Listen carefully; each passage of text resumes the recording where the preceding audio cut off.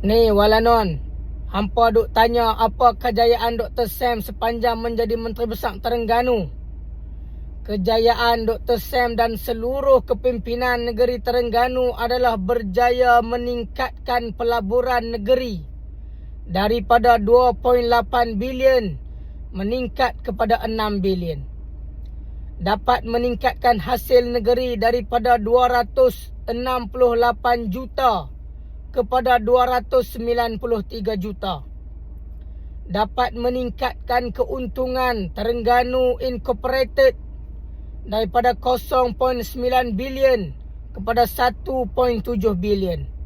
Dan kerajaan negeri Terengganu di bawah kepimpinan Dr. Sam dapat menurunkan hutang daripada 907 juta kepada 138 juta.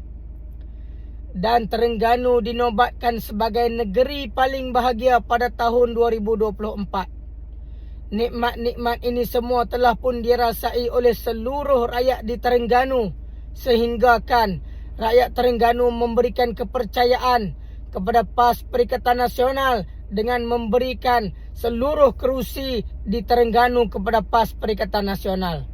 Jadi rakyat Malaysia, jom kita berikan sokongan dan kepercayaan kepada Dr. Sam untuk menjadi Perdana Menteri ke-11 selepas PRU ke-16 ini, insya-Allah.